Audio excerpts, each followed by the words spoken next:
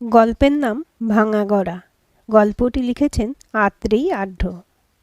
উফ, কি একটা রিংটোন দিয়ে রেখেছ! মাথাটা কেমন ঝাঁঝা করে। কতবার বলেছি পাল্টাও, তা কে শোনে কার কথা? একরাশ বিরক্তি নিয়ে বলল রূপসা। দাড়ি কামিয়ে আফটার শেভ লোশনটা লাগাতে লাগাতে একটু মুচকি হাসল অভিক। তারপর মোবাইলের দিকে তাকিয়ে দেখলো একটা অচেনা নম্বর। তেমন গুরুত্ব না দিয়ে রূপসার কাছে এসে ওর গালে গাল ঘষে বলল, দেখো তো স্মুথ হয়েছে। রূপসা রেগে উঠে বলল, কি হচ্ছে কি? শিউলি রয়েছে না? তাতে কি? আমি তো নিজের বউয়ের সাথেই গালে গাল ঘষেছি, পাশের বাড়ির নীলা বৌদির সাথে তো নয়। আহা, কি কথা ছিরি! এই বেলা তোমার দেরি হচ্ছে না বলো? তারপর তো নাকে মুখে খেয়ে দৌড়বে। শুধু শুধু দেরি করো।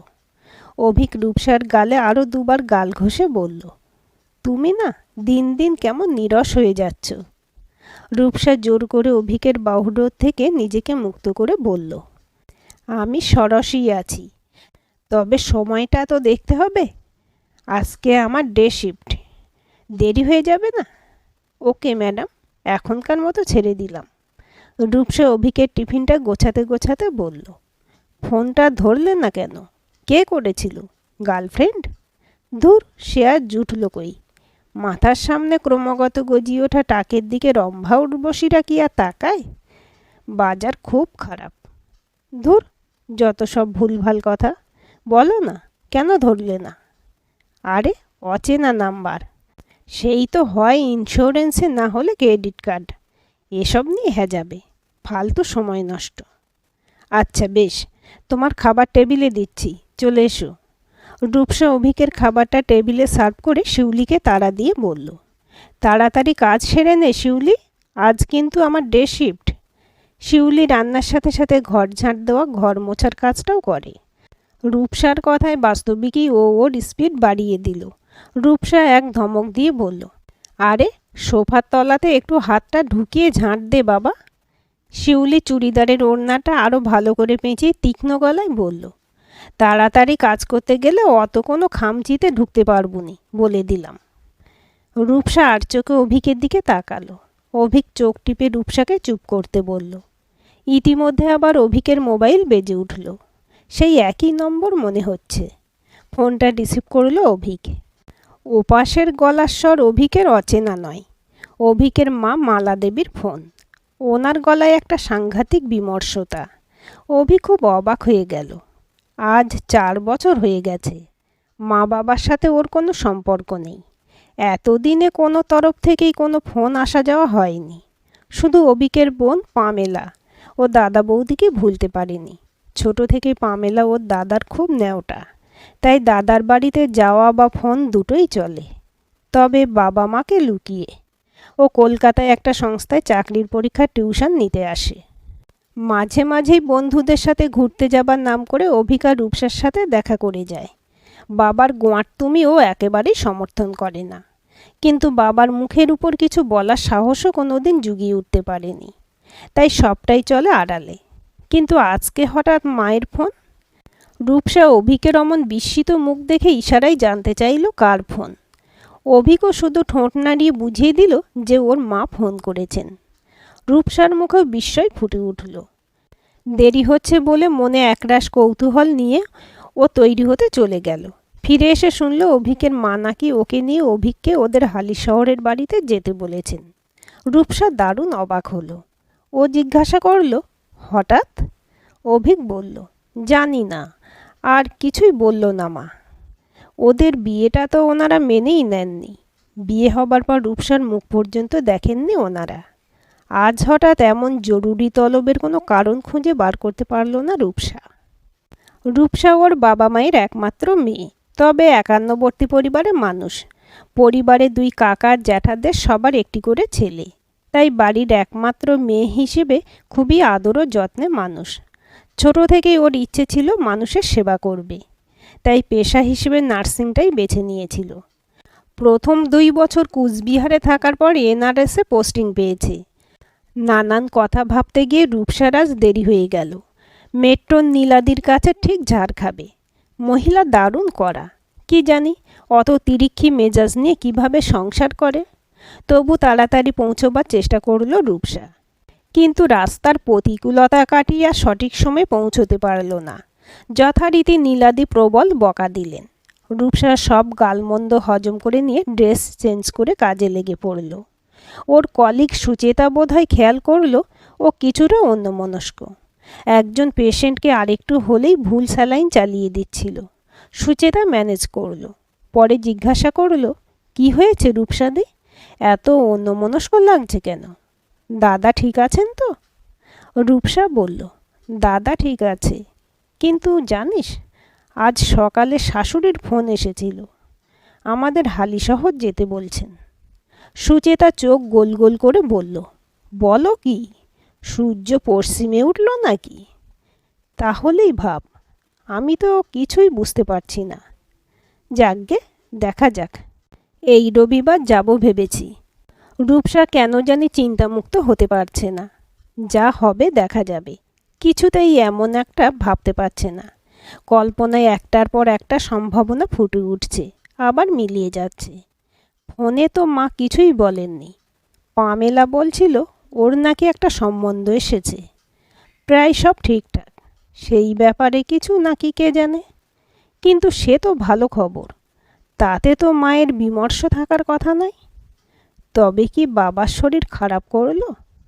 সুচেতা রূপসাকে আশ্বস্ত করে বলল, ভেবো না রূপসাদি, দেখো হয়তো ওনারা নিজেদের ভুল বুঝতে পেরেছেন, তাই আবার সব কিছু মেনে নিতে চাইছেন। আচ্ছা, পামেলাকে ফোন করে দেখো না। রূপসা যেন ওর চিন্তামুক্তির পথ খুঁজে পেল। উজ্জ্বল চাউনি নিয়ে বলল, ঠিক বলেছিস তো, ও তো জানবে। লাঞ্চের সময় ফোন করব ওকে। যথারীতি লাঞ্চের সময় খেতে খেতে রূপসা পামেলাকে ফোন করলো, কিন্তু ফোনটা সুইচড অফ বলছে। অনেকবার চেষ্টা করেও পেল না। রূপসা অভিককে ফোন করে পামেলার সাথে কথা বলতে বলল, কিন্তু অভিক সেটা আগেই করেছে। পামেলার ফোন সুইচড অফ। মেয়েটার সাথে এই উইকে একবারও কথা হয়নি। দুজনের মনটাই খুব অশান্ত হয়ে রইল। পরশুদিন প্রথম শ্বশুরবাড়ি যাবে রূপসা। রাতে শুয়ে ও অভিককে আঁকড়ে ধরে বলল, খুব ভয় লাগছে আমার। অভিক রূপসাকে নিজের বুকের কাছে টেনে নিয়ে বলল, ভয়ের কি আছে, সব প্রতিকূলতা কাটিয়ে যে মেয়ে এতখানি এগিয়ে গেছে জীবনে, সেই সামান্য ব্যাপারে ভয় পাচ্ছে? তোমাকে চিনতে কষ্ট হচ্ছে রূপু? ঠিক বুঝতে পারছি না। মাঝে মাঝে মনে হয় আমি তোমার বাবা মায়ের কাছ থেকে তোমাকে কেড়ে নিয়েছি, একটা অপরাধবোধ গিলে খায়। শোনো রূপু, এসব কথা বললে আমি কিন্তু তোমাকে এখানে রেখে দিয়ে চিরদিনের মতো বাড়ি চলে যাব। আমি কি কখনো তোমাকে বলেছি তেমন কিছু? এসব আর একদম বলবে না। একটু ঘুমাও তো, কাল কিন্তু মর্নিং ডিউটি। রূপসা অভিকের হাতে মাথা দিয়ে লক্ষ্মী মেয়ের মতো চোখ বুজল, কিন্তু ঘুম আসছে না কিছুতেই। অভিক ভারী অদ্ভুত, কি সহজে নিজের মনকে শান্ত করে ফেলে। একটু আগেই যে এত কথা বলছিল, সে এখন নাক ডেকে ঘুমাচ্ছে। রূপসা ওর হাত থেকে নিজেকে ছাড়িয়ে উঠে বসল। এতদিন পরে পুরনো কথাগুলো খুব মনে পড়ছে। বছর 6 আগে অভিকের সাথে রূপসার আলাপ। চলন্ত অটো থেকে বেসামাল হয়ে পড়ে গিয়ে অভিক মাথা ফাটিয়ে নীলরতন এমার্জেন্সিতে এসেছিল ফার্স্ট এড নিতে। চোট গুরুতর ছিল না, স্টিচ করতে হয়নি। সেই সময় রূপসাই ছিল ওর ফার্স্ট এডের দায়িত্বে। প্রথম দেখাতেই সুনয়নী শ্যামলা ঢলঢলে চেহারার মেয়েটির প্রেমে পড়ে গিয়েছিল অভিক। অভিক তখন সবে ইউনাইটেড ব্যাংকের ডেপুটি ম্যানেজারের পোস্টে যোগ দিয়েছে।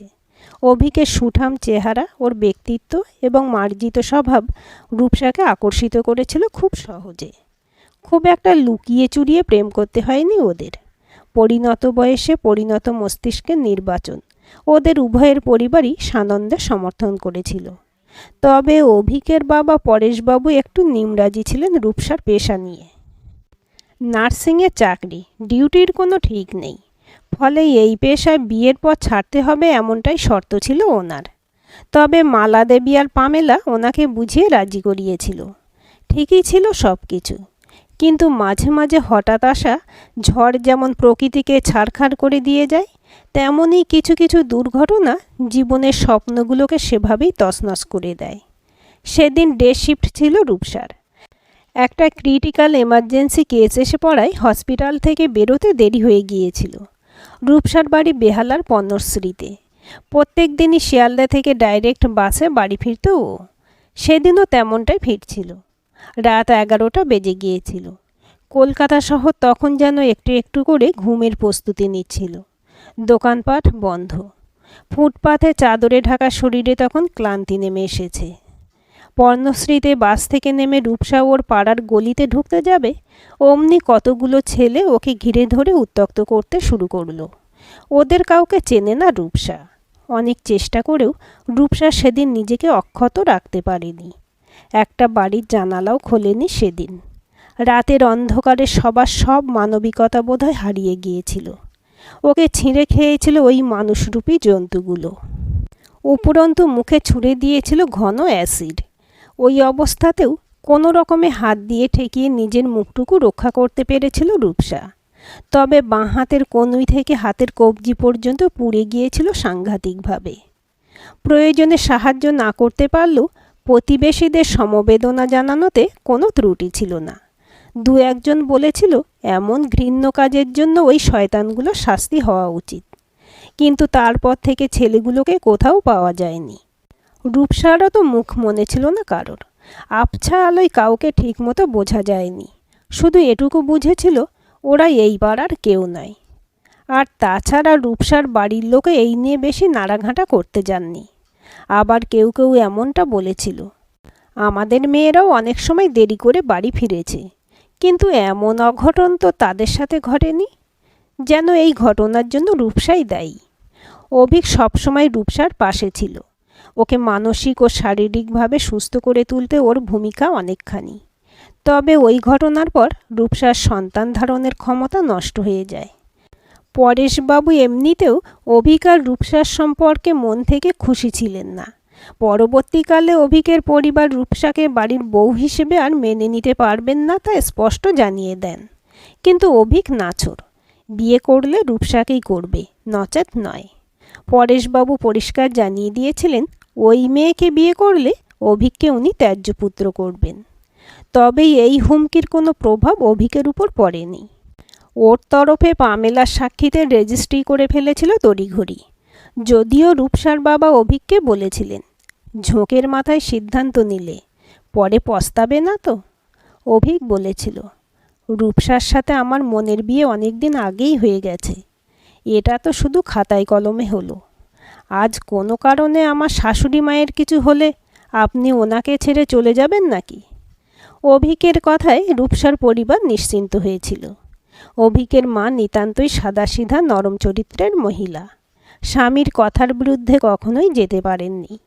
তাই ইচ্ছে না থাকলেও অভিকের সাথে সব সম্পর্ক চুকাতে বাধ্য হয়েছিলেন। তবু মায়ের মন মানতে চায় না। দু একবার ফোনও করেছিলেন পরেশবাবুকে লুকিয়ে। কিন্তু একদিন ধরা পড়ে যেতে পরেশবাবু বজ্র গম্ভীরস্বরে বলেছিলেন, আমার কথা মতো না চললে নিজের ব্যবস্থা নিজেকে করে নিতে হবে। পামেলা অবশ্য ওর বাবার কথা না শুনেই ও দাদা ভাইয়ের সঙ্গে যোগাযোগ রেখে গেছে। মাকে বললে পাছে মায়ের মুখ ফসকে বাবার কাছে খবর চলে যায়, তাই এই নিয়ে কোনো উচ্চবাচ্য করেনি। তবে মালা দেবী পরেশবাবুকে কথা শোনাতে ছাড়েন না। উনি বলেন, তোমার মতো পাষণ্ড এর আগে কখনো দেখিনি। কিন্তু পরেশবাবুর মনে এইসব কথার প্রভাব কখনোই পড়েনি। নামকরা স্কুলের হেডমাস্টার মশাইয়ের সমাজে একটা সম্মান আছে তো। মালা দেবী ব্যঙ্গ করে বলেছিলেন, অভিকের বিয়ে মেনে না নিয়ে ওকে তাড়িয়ে দিলে বুঝি খুব সম্মান রক্ষা হবে? অভিকও বলেছিল, সম্মান বজায় রাখতে গিয়ে যদি মানবিকতাই ভুলে যেতে হয়, তেমন সম্মান থাকার চেয়ে না থাকাই ভালো। এত কিছুর পরেও পরেশবাবুর দম্ভ ভাঙা সম্ভব হয়নি। তাই রূপসাকে বিয়ে করার পরেই অভিক বেহালার এই ফ্ল্যাটটা ভাড়া নিয়েছে। মা বাবা তো সম্পর্ক চুকিয়েই দিয়েছে। রূপসার বাড়ির কাছাকাছি থাকলে অন্তত নিজেদের অভিভাবকহীন বলে মনে হবে না।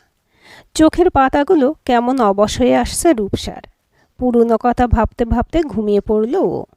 পরদিন কোনো রকমের ডিউটি সারল রূপসা। অভিকও বোধহয় কিছুটা চিন্তায় আছে। ওকে দেখলে কিছু বোঝা যায় না। এক্সপ্রেশন এত কম। কিভাবে এত টেনশন হজম করে তা বোঝে না রূপসা। কাল যাওয়া শিউলিকে জানাতে একদম ভুলে গেছে। তা না হলে সকাল সকাল বেরোতে পারত। মহারানী সকালে এসেই যদি দেখেন ফ্ল্যাট তালাবন্ধ, তাহলে আর রক্ষে থাকবে না। বক বকানির চোটে অন্য ঘরে লোকজন অতিষ্ঠ হয়ে যাবে। ভয়ানক মুখোরা।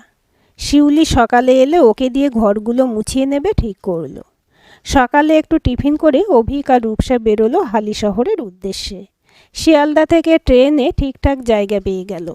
রূপসা অভিককে জিজ্ঞাসা করল, পামেলাকে আর ফোন করেছিলে? অভিক মাথা নাড়ল। তারপর মোবাইলটা বের করে আরেকবার ট্রাই করলো। এবার রিং হচ্ছে। পামেলা ফোন তুলতেই অভিক রেগে গিয়ে বলল, ফোনটা বন্ধ করে রাখিস কেন? তোর কাছ থেকেই তো ওই বাড়ির একটু আধটু খবর পাই।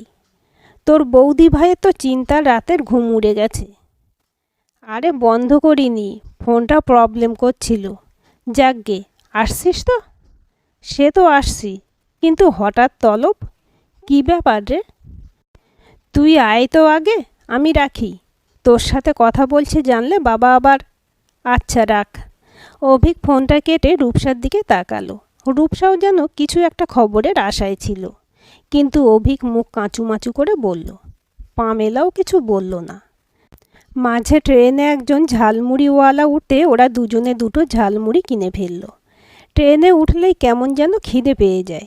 ঝালমুড়িতে দেওয়া নারকেলের টুকরোতে একটা কামড় দিয়ে অভিক বলল, রিটায়ার করার পর বাবা নাকি এখন একটা এনজিওতে যোগ দিয়েছেন। বেশ কিছুদিন আগে পামেলা বলছিল, ওখানে নাকি অসহায় মানুষদের আশ্রয় দেওয়া হয়। সত্যি, মানুষ পারেও বটে। আমি তো হেসেই ফেললাম। যিনি নাকি এমন ভাবধারা নিয়ে চলেন যে একটা মেয়েকে ধর্ষণ হলে বা সন্তান ধারণের ক্ষমতা হারালে সে কোনো পরিবারের বউ হবার যোগ্য নয়। তার মুখে আর যাই হোক সমাজসেবার কথা মানায় না। ওসব দেখনদারি একটুও সহ্য হয় না। সমাজসেবা করে নাম কিনে মহান হবেন উনি। রূপসা অভিকের কথাটা শুধু শুনল, কোনো উত্তর দিল না। ওসব নিয়ে আর ভাবতে চায় না ও। ওরা হালি শহরে পৌঁছে গেল। বাড়িতে ঢুকতেই এমন বধূবরণ হবে তা ভাবেনি রূপসা। মালা দেবীর চোখে জল। রূপসার মাথায় হাত রেখে বললেন, বাড়ির বউ, প্রথম বাড়িতে এলে এটুকু তো করতেই হবে। অভিক বলল, এতই যদি ভালোবাসা তাহলে একবারও কি ফোনে খবর নিতে পারতে না? কেমন আছি, বেঁচে আছি না মরে গেছি? মালা দেবী ফুঁপিয়ে কেঁদে উঠে বললেন, তোর বাবার চণ্ডাল রোগ তুই জানিস না? সব তো তোর বাবার জন্য। সন্তান ছাড়া মা যে কী করে দিন কাটায় তা ওই পাষণ্ড বুঝবে কী করে? গর্ভে ধারণ করেছে আমি, জ্বালা যে শুধু আমার। রূপসা এবার শাশুড়ি মাকে জড়িয়ে ধরে বলল, ঠিক আছে মা, আর কেঁদো না। এবার চুপ করো, আমরা তো এসেছি। রূপসা বরাবরই বড্ড নরম মনের। কান্না দেখলে সহ্য করতে পারে না, নিজেও কেঁদে ফেলে। পামেলা ঘর থেকে বেরিয়ে এসে বলল, সব কান্নাকাটি বারান্দায় দাঁড়িয়ে সারবে বুঝি? ঘরে চলো। অভিক জিজ্ঞাসা করল, বাবা কোথায়? নিশ্চয়ই সমাজসেবা নিয়ে ব্যস্ত। পামেলা বলল, না রে দাদা ভাই, বাবা ভালো নেই। একটা মাইল্ড অ্যাটাক হয়ে গেছে। ঘরে শুয়ে আছেন। বেড রেস্ট দিয়েছেন ডাক্তারবাবু। তোদের সাথে নাকি কথা আছে, তাই ডেকে পাঠানো। এবার অভিকের স্বর নরম হলো। উদ্বিগ্ন হয়ে বলল, কই, এ কথা আগে জানাসনি তো? এতটাই পর হয়ে গেছি তোদের কাছে। রূপসা অভিককে নিয়ে শ্বশুরমশাইয়ের ঘরের দিকে গেল। বাবা? পরেশবাবু ধীরে ধীরে চোখ মেললেন। অভিক দেখল বাবার চোখে যেন আগের মতন সেই তেজ নেই। কেমন একটা অসহায় চাহনি। এখনও মনে পড়ে কি বলিষ্ঠ ভঙ্গিমায় বলেছিলেন, ওই মেয়েকে বিয়ে করলে তোমাকে ত্যায্য পুত্র করব। তবু ওনার করুণ মুখের দিকে তাকিয়ে অভিকের এতদিনের জমাট রাগ অভিমান কেমন যেন তরল হয়ে গেল। যাই হোক না কেন, বাবা তো। অভিক এগিয়ে এসে ওনার মাথায় হাত রেখে বলল, কেমন আছো বাবা? পরেশবাবু দৃষ্টি তখন রূপসার দিকে। ওকে কাছে ডাকলেন। রূপসার সাহায্য নিয়েই উনি পিঠে বালিশ নিয়ে একটু হেলানের মতো করে উঠে বসলেন। রূপসার মুখে কোনো কথা নেই, শুধু পায়ে হাত দিয়ে প্রণাম করল একবার।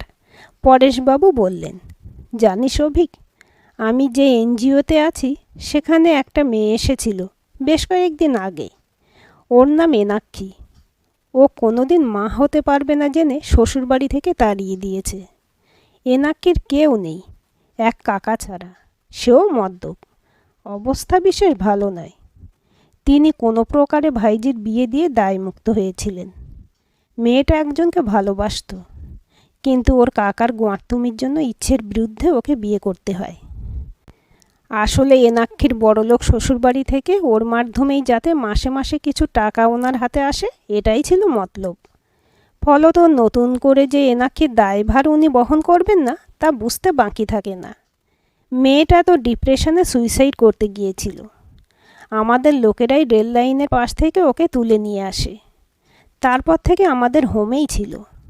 এই তো কিছুদিন আগেই মলয়, এনাক্ষীর প্রাক্তন প্রেমিক, ওকে সসম্মানে নিজের বাড়িতে নিয়ে যায়।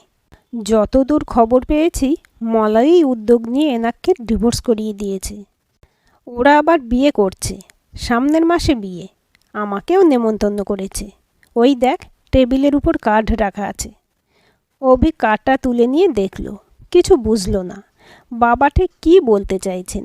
এতদিন পর ডেকে এনে উনি কি শুধু ওনার সমাজসেবার নমুনা দেখাতে চাইছেন? বোঝাতে চাইছেন উনি কত উদার মনের? অভিক ওর কল্পনার পরিসর খুব বেশি বাড়াতে পারল না। পরেশবাবু আবার বলা শুরু করলেন, মলয়ের বাবা মাকে দেখে ওনাদের সাথে পরিচয় হয়ে আমার মনের বন্ধ জানালাটা খুলে গেছে। আজ আমি আর অন্ধকূপে আটকে নেই। ওরা পারল, আমি কেন পারবো না? আজও যদি মিথ্যে জেদ ত্যাগ করতে না পারি, তাহলে আর আমার সমাজসেবার কোনো অর্থই থাকবে না। অভিক রূপসা দুজনেই অবাক হয়ে তাকালো। গুমোট মেঘের আড়াল থেকে যেন এক চিলতে আলোর রেখা দেখা দিল। রূপসা মনে মনে ভাবল, তবে কি সুচেতাই ঠিক বলল? কেমন যেন সবটা স্বপ্নের মতো লাগছে ওদের কাছে। রূপসা একদৃষ্টেই শ্বশুরমশাইয়ের দিকে তাকিয়ে বসে আছে। ওর মনের ভিতরে চাপা পড়া বাসনাগুলো যেন পাখনা মেলছে একটু একটু করে। খুব ইচ্ছে করছে জিতে যেতে। পরেশবাবু রূপসার পোড়া হাতটার উপর আস্তে করে হাত বুলিয়ে বললেন, সন্তানরা ভুল করলে তো বাবা মা ক্ষমা করে দেন, সন্তানকে কাছে টেনে নেন। আর বাবা মা ভুল করে যদি সন্তানের কাছে ক্ষমা চায়, তাহলে কি তারা ক্ষমা করে? রূপসা চোখ তুলে চাইল পরেশবাবুর দিকে। ওর চোখে এখন স্বপ্নগুলো জলজল করছে। জিতে যাওয়ার এই সুযোগটা হাতছাড়া করবে না ও। শ্বশুরমশাইয়ের চোখের দুপাশে জলের রেখা। রূপসার মতো এত নরম আবেগী মেয়ে কি আর এমন কথায় চোখে জল আটকে রাখতে পারে? ওরও শ্যামলা গাল দুটো ভিজে গেল নোনতা ধারায়। শ্বশুরমশাইয়ের চোখের জল মুছিয়ে দিয়ে ও বলল, বাবা মা যদি পারে, তাহলে সন্তান কেন পারবে না বাবা? এ তো শুধু একটা কয়েনের এপিঠ ওপিঠ। তাড়াতাড়ি সুস্থ হয়ে ওঠো। এনাক্ষীর বিয়েতে ওকে আশীর্বাদ করতে যেতে হবে তো। ইতিমধ্যে মালা দেবী ওদের দেরি দেখে ঘরে ঢুকে পরেশবাবুকে বললেন, দেখেছ, এই অসুস্থ অবস্থায়ও সেই পাষণ্ডই রয়ে গেলে। সব কথা এখনই বলতে হবে তোমায়? খিদের চোটে ছেলে মেয়ে দুটোর মুখ একেবারে শুকিয়ে গেছে। চল খেয়ে নিবি। অভিকা রূপসা মালা দেবীর সাথে ডাইনিংয়ে এলো। দেখল পামেলা চেয়ারে পা তুলে বসে মিটিমিটি হাসছে। অভিক ওর কাছে গিয়ে ওর মাথায় চাঁটি মেরে বলল, সব জানতিস তাই না? পামেলার মিটমিটে হাসিটা আরেকটু চওড়া হলো। অভিক হালকা মেজাজে বলল, বলিসনি কেন রে শয়তান? পামেলা খিকখিক করে হেসে বলল, এই ব্যাংকের লকার খুব পোক্ত দাদা ভাই। তোদের সাথে আমার সম্পর্ক রাখার খবরটা যেমন লিক করিনি, তেমন বাবা মায়ের সিদ্ধান্ত পরিবর্তনটাও তোদের কাছে বলিনি। ফলে এই পামেলাকে চোখ বন্ধ করে ভরসা করা যায়। কি বলিস? রূপসা আর অভিক পামেলার কথায় হেসে উঠল সজোরে। আজকের গল্পটি কেমন লাগলো কমেন্ট করে জানাবেন। ভালো লাগলে লাইক, শেয়ার এবং হাইপ করবেন। আর চ্যানেলটি সাবস্ক্রাইব করে বেল আইকনটি ক্লিক করে রাখতে ভুলবেন না।